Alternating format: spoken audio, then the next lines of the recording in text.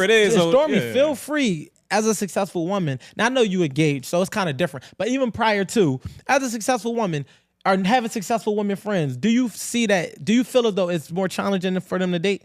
Yeah, like the friends that are single, they definitely struggle with dating because their expectations are pretty much all material. And so for me personally, the reason why I honestly think that I was able to find somebody that I really liked is because I wasn't going for material things only. Yeah. Like there was definitely boxes that needed to be checked only just for it to make sense. It had to make sense. Like, this paint just had you like, we need the paint. It couldn't be wilding, but she said, "Nigga, I can get you a grant. Like, but you're gonna buy me this bag. Like, you gotta get." And that's not all I want, but I do want it. But no, I went off of like I want to love your family, and I want your family to love me. I want my family to be connected with you. Like, I want to laugh with you. I want to actually like your thoughts and like be able to talk with you in different conversations. You know, I want us to have great sex. I want to be physically attracted to you on all different scales and stuff like that. And I want to be able to like plan. Like that was a big thing for me too when it comes to security and control. I want to be able to plan out our future. Do we have the same goals of what we want our stuff to look like? And you know, those conversations develop over time and change all the time. But those were like things that I was really like, these are my non-negotiables. Even if you don't have $1 million, or even if he's not making, you know, if you don't have an 800 credit score, like these are what I'm going to stick to and find that. And then everything else is really obtainable for sure. I think that you said something that was key, and you led what most women put on the back burner.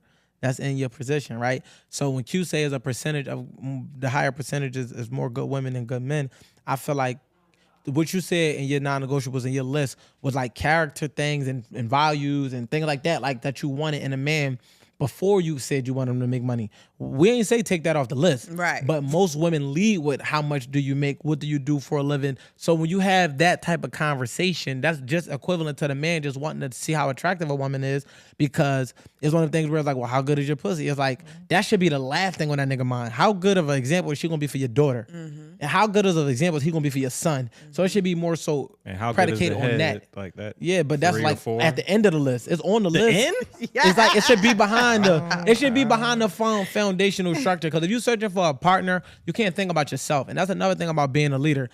I had to pick a woman that just didn't fit me. She had to fit my lifestyle. She had to fit my kids. She had to fit my family structure. She had to fit my goals. Because the person I'm choosing to lay next to is literally 50% of my energy at that point. Like, you know what I mean? So it's like, we can't just make it a sexual thing. Now, I'm not saying that if the sex wasn't amazing that I wouldn't, have thoughts. No, if the sex was trash, it wouldn't have been like, able you know to, what I mean? Yeah, Like, you can't live 50 years. I'm not non-negotiable. 50 years with bad sex, it's bad. great. So that's what I'm saying. But people, I feel like people just make everything, it be the extreme. It's like, it's either fucking great sex or it just has to be horrible. No, like, I'm pretty sure What's sex the is just lowest on sex that 1 to night. 10 scale the sex can be?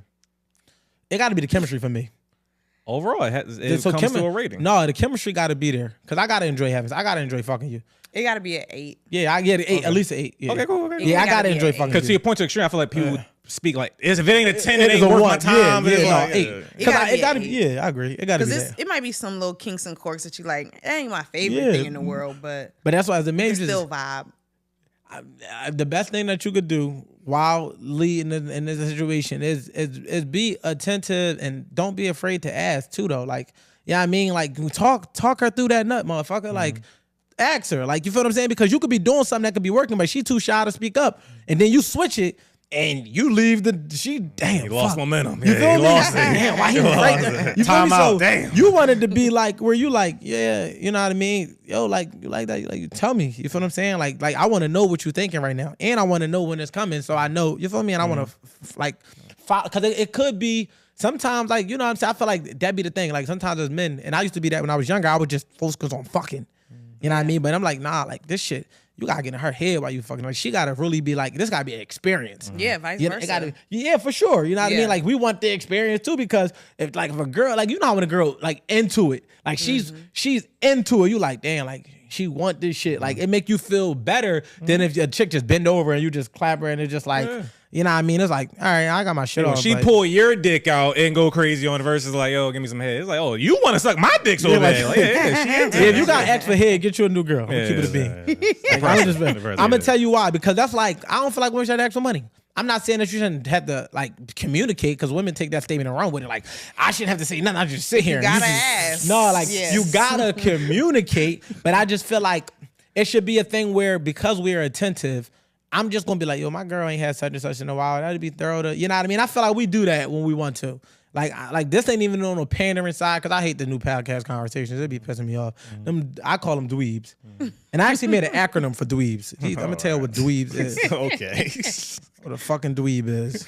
A lot of these dudes on these podcasts be dweebs. And they be dweebs, and the girls be going for it because they be saying all the right things on the podcast, and then when you get them in a relationship, they end up becoming a single mother. Hey, yo. And see, those is the real keys. So I'm gonna tell you, before I tell my acronym, I'm gonna tell you my context behind a dweeb.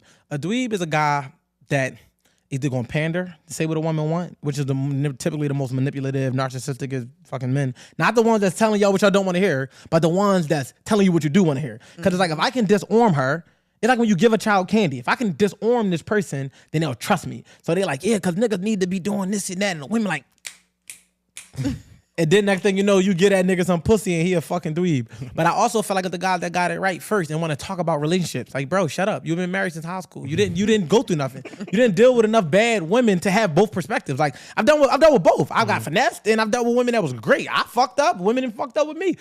I got a broad in perspective than somebody that met their fiance and it was a fucking... It's like, nah, bro, you're living through an obscure reality and you're a dweeb. Yeah, and dweeb just means... what's the acronym? Dudes. Hold on. All right. So dweeb means dudes with extra easy benefits. Like with extra easy. Like you just got it right. It's just extra easy for you. You didn't go through no hardship with women to understand why some men feel how they feel. All right, I see how you're trying to make all this work. It's a lot in there. Is that a lot? A lot. It's a lot in there. Oh, okay, damn. I think the first one is right on point. I get that point, but the second one, I get your point overall. Where it's like, yeah, if you have a small sample size, how can you speak in a general That's all. sense? Yeah. I get that, Yeah. but at the same time, to that dweeb perspective, it's like, you know, staying together for a long time is hard work. So if y'all for make, sure. Yeah, so make so it work. give us advice on that. Not just general. Not dating advice. Not dating advice. Like, you don't have enough that you can say, yo, look, I've been in this shit for 17 years. We had to grow together. We was fucking caterpillars. Now we butterflies. I had to let my girl go out and venture and find herself in these endeavors. I had to be patient, and she had to be patient with me. That's not the same as they saying, yeah, because men should just